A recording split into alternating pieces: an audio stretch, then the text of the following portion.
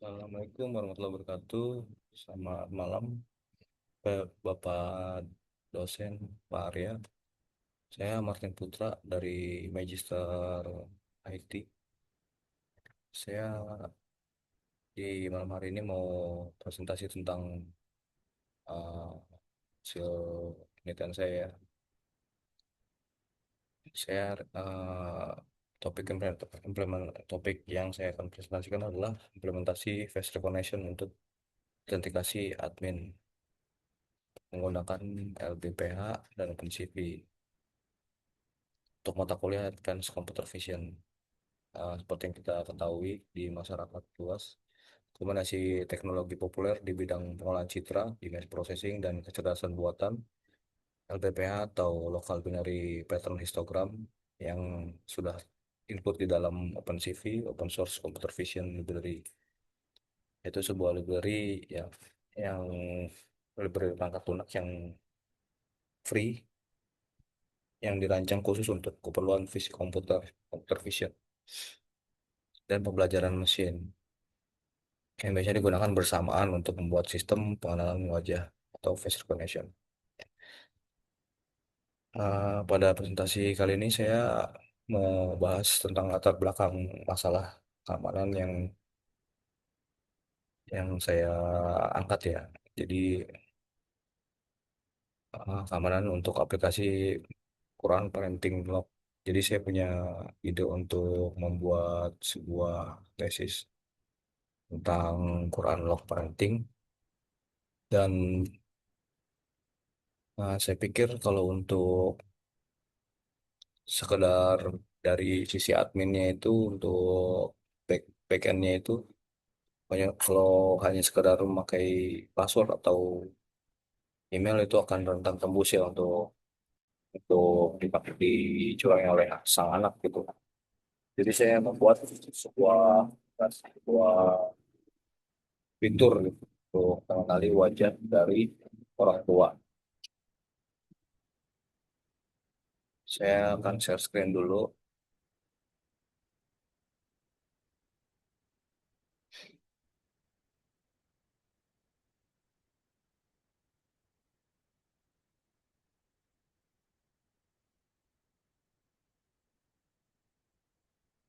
Implementasi first connection untuk autentikasi admin menggunakan LBPH dan OpenCV.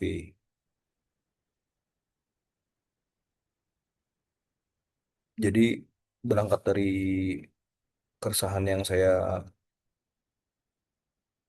ceritakan tadi ya. Jadi saya mempunyai ide untuk membuat sebuah aplikasi Quran Log Parenting, yaitu uh, sebuah aplikasi yang akan berjalan otomatis dalam tempo atau periode yang sudah diatur oleh orang tua gitu ya, untuk mengunci device sang anak supaya sang anak itu bisa disiplin gitu dalam memainkan gadgetnya. Dan untuk Quran Log Parenting itu bukan bukan hanya sekedar seperti yang biasa di pasaran gitu. Maksudnya cara membukanya itu bukan hanya sekadar meminta password ke orang tua terus bisa dibuka gitu, tapi si anaknya sendiri tuh harus baca berupa pengenalan ayat suci Al-Quran gitu, mungkin surat-surat pendek atau surat-surat yang bisa ditentukan oleh admin, yaitu orang tuanya sendiri. Nah, dari sisi backendnya itu saya memiliki analisa gitu, bahwa misalkan si anak itu mengetahui password orang tua, atau si anak memiliki mungkin kode sandi gitu dari orang tua, dia bisa membuka sendiri. Jadi saya membuat sebuah aplikasi, membuat sebuah fitur gitu, sebuah fitur yang nanti akan ditempel di backendnya si orang tua, yaitu face recognition. Jadi menu admin itu akan bisa dibuka kalau orang tua yang membukanya gitu hanya bisa mengenali si wajah orang tua aja. Masalah keamanannya itu ya, si menu admin memiliki parameter sensitif yang mungkin nggak harusnya si anak tahu gitu. Tapi kecurigaannya itu anak bisa nebak password, dan face recognition sebagai solusi dari saya. aplikasi lebih aman, praktis, nggak perlu nge password, yang mungkin bisa juga sih dikombinasikan dengan password gitu ya. Dan si aplikasinya cukup scan wajah orang tua. Kalau misalkan memang sesuai dengan threshold yang udah dipasang, aplikasinya akan terbuka. Nah, sebelum masuk ke bahasan inti, latar belakang masalahnya udah ya.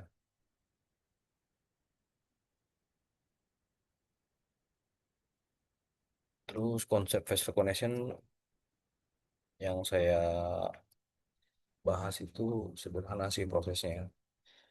Ada dari 3 tahap. Satu itu capture deteksi wajah. Kamera menangkap wajah secara real. Algoritmanya akan mendeteksi lokasi wajah dalam frame dan memotong area wajah untuk proses berlanjut. Lalu yang kedua, ekstraksi ciri dengan LPPH, wajah yang sudah dipotong dikonversi ke grayscale lalu dibagi menjadi grid-grid kecil. Di setiap grid dihitung pola binar dan pola-pola tersebut menjadi histogram yang menjadi representasi unik dari setiap wajah. Ketiga adalah perbandingan dan verifikasi. Histogram wajah yang ditangkap oleh sistem akan dibandingkan dengan histogram master foto. Jika nilai confidence di bawah threshold, maka sistem akan memberikan status unlock atau terbuka. Jika confidence-nya di atas threshold, maka status tetap lock atau tidak bisa dibuka. Untuk memahami lebih dalamnya, saya mungkin harus akan membuka sedikit ya kode program yang dibuat ya. Saya membuatnya itu pakai Python, menggunakan tools Visual Code. Jadi di codingan ini bisa bisa dibaca logikanya ya. Di dalam file, di dalam file Python ini saya memiliki master foto gitu. Jadi saya udah naruh foto sendiri di situ. Dan si sistem akan membandingkan antara foto master itu dengan foto orang yang membuka aplikasi itu. Kalau misalkan memang fotonya itu sesuai secara titik-titiknya, maka sistem itu akan kebuka. Kalau enggak, ya dia nggak akan kebuka. Kalau masternya nggak ada, dia gagal membaca master. Tahu aja, dia terdeteksi. Nah, ini untuk rekonnaissance untuk mengenalinya. Ini confidence-nya ya dia akan apa ya fleksibel, confidence naik turun gitu, tergantung dari posisi sudut kita memandang ke kamera. Nah, ini masternya saya buat masternya itu namanya user 1. Terus saya bikin thresholdnya juga, jadi bisa diatur thresholdnya mau dibuat uh, lebih apa ya, lebih lebih straight atau enggak gitu. Jadi kalau semakin besar thresholdnya dia makin longgar, tapi kalau semakin kecil dia semakin straight, harus benar-benar mirip itu sih. Untuk untuk mendeteksi wajahnya, dia tidak akan mendeteksi kalau misalkan yang wajah itu nggak masuk dalam frame, akan ada keterangan tidak ada wajah. Oke, seperti ini. Saya nanti kita coba demo,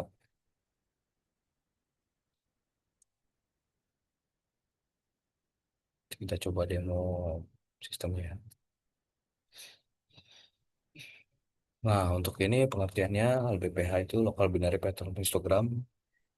Uh, Metode yang saya gunakan ini LBPH, dan LBPH adalah metode face recognition berbasis tekstur yang ringan dan cepat.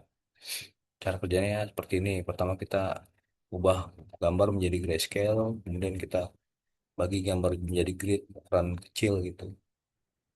Di setiap grid kita hitung pola binar, dan dari setiap pixel keempat kita buat histogram, dan pola-pola dari pola-pola tersebut 5 kita bandingkan histogram antar gambar.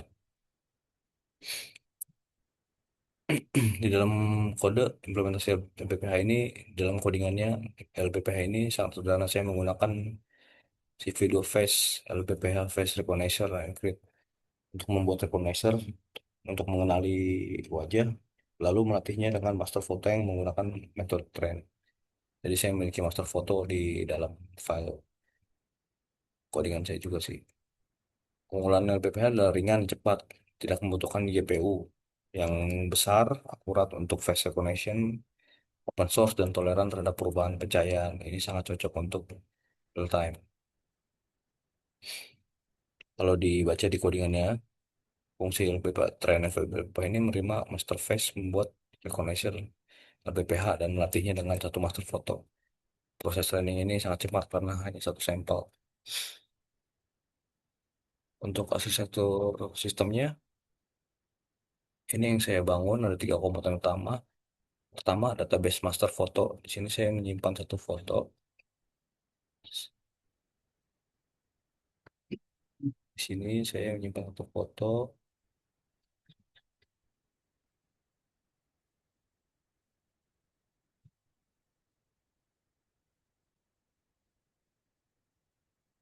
Ini user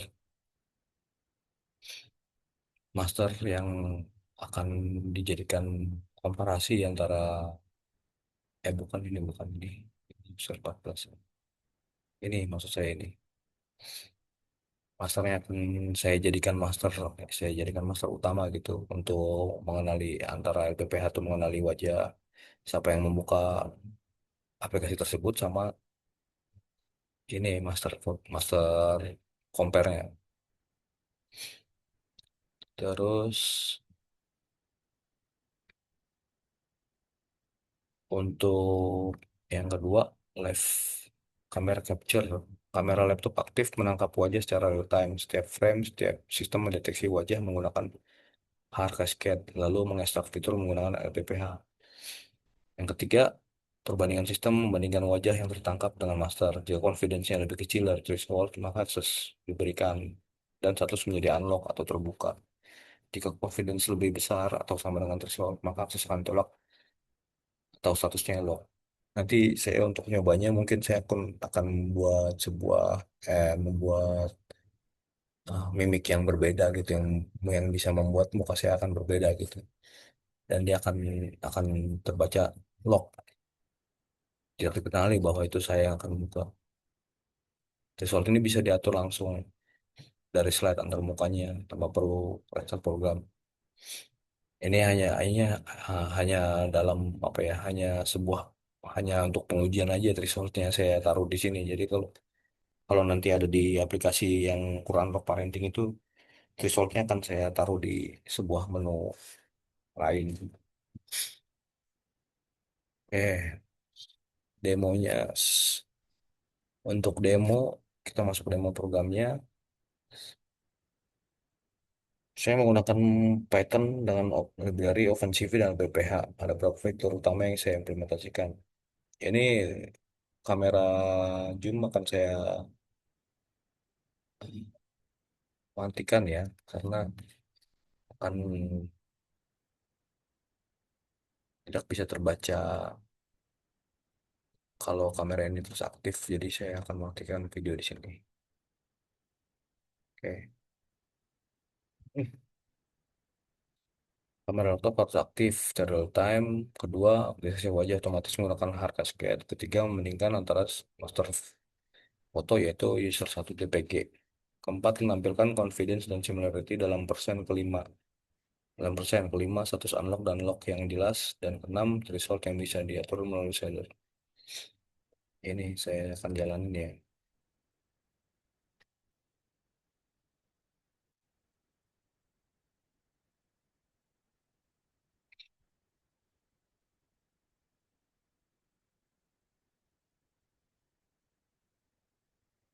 Oke, ini udah saya atur sih di threshold yang 100 ya defaultnya. Jadi kalau saya makin ke sini, dia akan apa ya, penilaiannya akan longgar gitu. Jadi wajah berbeda pun bisa membuka. Saya akan lebih dekat lagi ya. Mungkin dengan pencahayaannya sih, harus ada pencahayaan.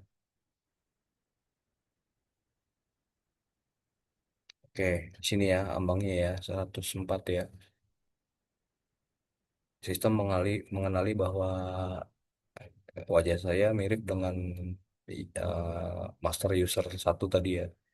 Tapi kalau saya akan memasang wajah yang mimiknya aneh, dia akan lock. Misalkan gini ya.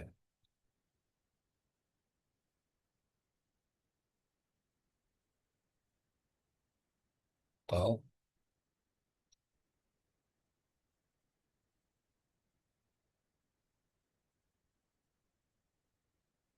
Ya, kalau begini biasa wajah saya kan dia mengenali wajah saya dan unlock. Tapi kalau saya asal-asalan dia kayak mungkin seperti itu sih demonya. Ini resultnya saya bikin kendor nih. Jadi dia nggak terlalu sensitif. Kalau dengan pencahayaan yang bagus, resultnya bisa disetel kecil sih. Ini mungkin karena saya malam-malam juga pencahayaan juga kurang bagus, jadi kayak semacam apa ya, kadang mengenali, kadang enggak gitu. Nah gini.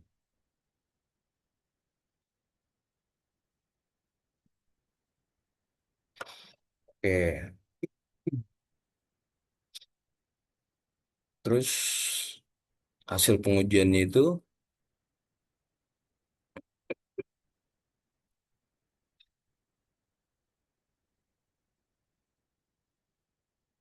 hasil pengujian hasil pengujiannya yang saya lakukan dengan metode ini, saya melakukan percobaan dengan cara yang beda.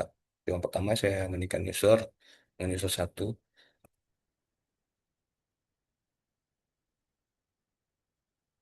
Kedua saya juga membandingkan user satu dengan user satu dalam pose yang berbeda. Tadi saya udah coba ya. Dengan wajah orang lain juga tadi saya udah nyoba ke teman, dia nggak bisa dia. Cuma kebetulan karena di sini saya lagi sendiri, makanya saya nggak bisa menguji itu. Tapi saya udah tes kok ke teman tadi nggak ada, nggak bisa. Jadi saya nyimpulin bahwa threshold optimal tuh berada di kisaran 100 sampai 110. Itu masih titik seimbang yang bisa dibilang dianggap wajar ya, karena dia bisa mengenali apa ya, tipis gitu, threshold segitu.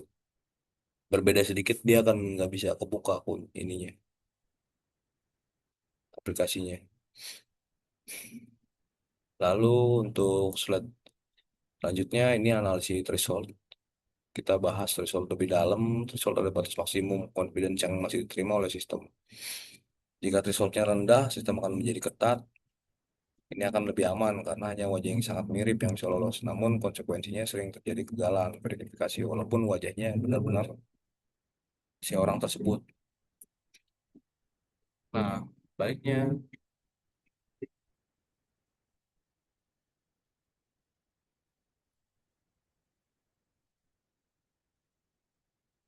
oke, sebaliknya jika thresholdnya tinggi, sistem menjadi lebih longgar, karena lebih mudah mendapatkan akses, tapi risiko keamanannya juga ada, yaitu wajah yang agak mirip aja bisa lolos.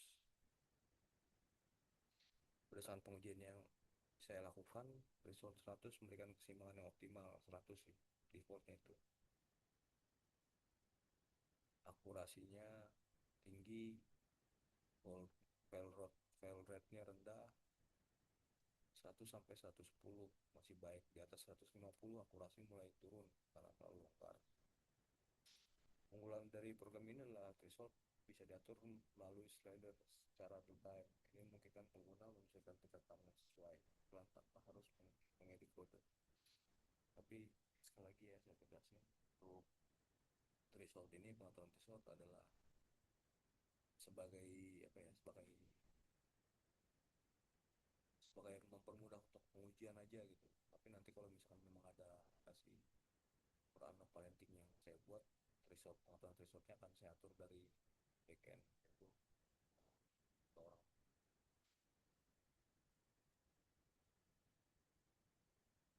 Lalu selanjutnya ada kelebihan dan keterbatasannya. Kelebihan dari sistem yang saya buat, pertama itu praktis karena nggak perlu password lagi atau PIN. Kedua, susah dipalsukan dengan metode BPH ini. Mungkin bisa ya hanya orang-orang ya hanya mirip gitu, tapi nggak kembar identik mungkin yang bisa buka. Tiga, real time dengan kecepatan kurang 1 detik. Keempat, result bisa diatur sesuai kebutuhan. Kelima, yang paling penting ini ada open source atau gratis library-nya. Keenam, sederhana karena hanya menggunakan satu master aja, satu master foto. Namun ada juga keterbatasannya. Akurasi sangat bergantung pada kualitas kamera dan pencahayaan seperti yang saya bilang tadi. Kalau cahayanya bagus, maka threshold bisa diatur lebih kecil sih untuk lebih akurat lagi. Tapi kalau cahayanya gelap, dia sulit untuk mengenali objek. Terus yang kedua itu untuk LBPH ini nggak seakurat deep learning. Ketiga, perubahan penampilan seperti jenggot, kacamata bisa menurunkan akurasi pendeteksian gitu ya. Kayak tadi saya membuat, padahal ya saya juga yang buka, tapi saya masang wajah yang berbeda dari saya, dia udah nggak mengenali gitu. Terus keempat, perlu master foto yang jelas juga karena sistem akan membandingkan master foto itu sama orang yang di dalam tangkap sama kamera ya. Lalu kelima, sistem ini juga belum dilengkapi sama anti spoofing sehingga masih bisa ditipu dengan foto. Tapi saya nanti akan membuat sistem ini agar dia bisa mengenali bahwa itu benar-benar wajah manusia ya. Jadi saya akan untuk membuat dia untuk mengenali kedipan mata gitu. Kalau kalau itu memang manusia, maka dia akan jalan ketika si objek itu berkedip. Planningnya seperti itu saya nanti. Tapi itu adalah area yang bisa saya kembangkan nanti lebih lanjut di masa depan. Mungkin keterbatasan ini bisa saya kurangin sih dengan riset gitu. Lalu ini koneksi dengan tesis yang saya ingin rancang gitu ya. Saya mempunyai ide seperti ini untuk tesisnya. Face recognition ini salah satu saran pengembangan yang saya tulis nanti di bab 5 untuk tesis. Fungsinya untuk mengamankan menu admin dari akses anak. Jadi di tesis saya itu saya hanya mempunyai ide untuk membuka fit untuk membuka aplikasi backend dari admin atau orang tua parent itu hanya menggunakan password atau PIN. Tapi di bab 5 saya bilang saya jelasin di situ bahwa untuk face recognition akan saya kembangkan. Itu fungsinya untuk mengamankan menu admin dari akses anak. Saya mengusulkan autentikasi admin tidak lagi menggunakan password atau PIN. Tapi saya berpikir juga seandainya face recognition bisa dilapis dengan PIN atau password itu lebih aman sih.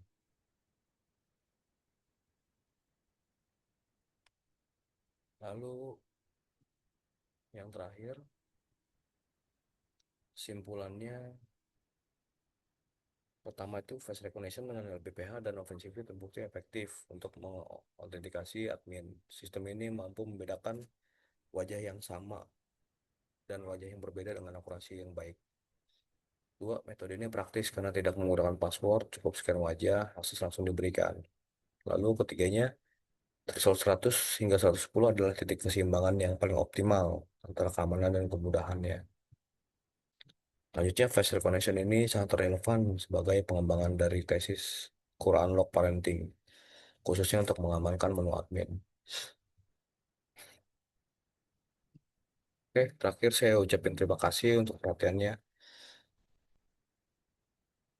Terima kasih Pak Arya untuk bimbingannya.